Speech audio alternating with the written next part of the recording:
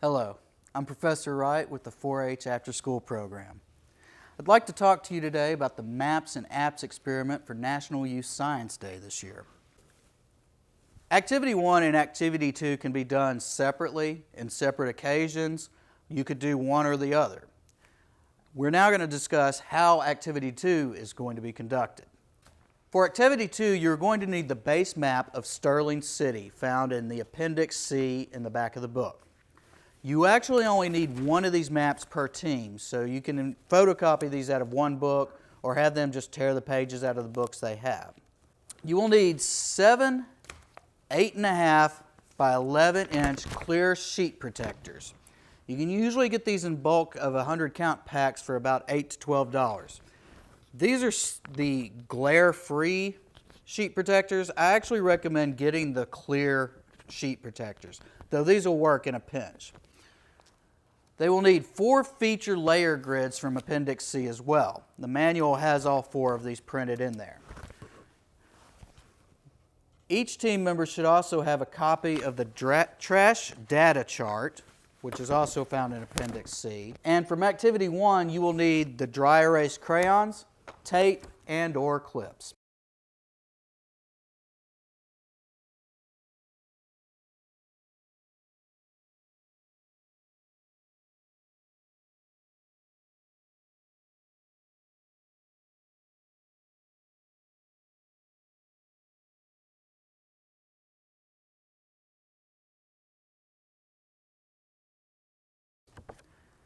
The challenge is basically that each team has been tasked by the mayor to use the trash data collected and plot them out on each overlay, which is the clear sheet protectors this time, rather than these. Each team member will be assigned a grid sheet according to what type of trash is at the top. The sheet will be placed inside the plastic sheet protector, and then using the trash data chart, they'll use the X and Y coordinates to plot the number of trash items found in those grids. Remove the grids from the sheet protector and lay them all over the base map, one at a time in order. They may need to go back and readjust some of their plot points as they may land on top of buildings or other features where it's impossible to have found trash.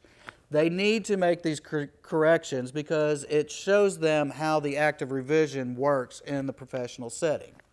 Once this is done, lay all 4 sheets over the base map and they can see where the trash data indicates the highest concentrations of trash.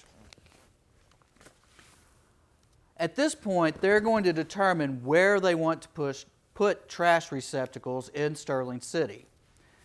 To begin with, they have an unlimited supply of trash receptacles and they can collect all 4 types of trash. After they're done plotting this out, you will then return to them and explain that the mayor has issued a $300 budget.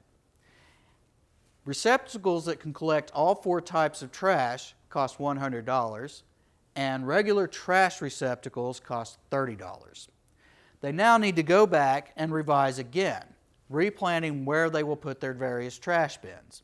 And of course, they're probably only going to have enough money to put 1 or 2 of the 4 types down, and the rest will have to be regular trash bins. So they'll have to be very cautious and careful about where they put their recycling center. Once this is completed, go to page 35 and perform the geographic inquiry for this activity.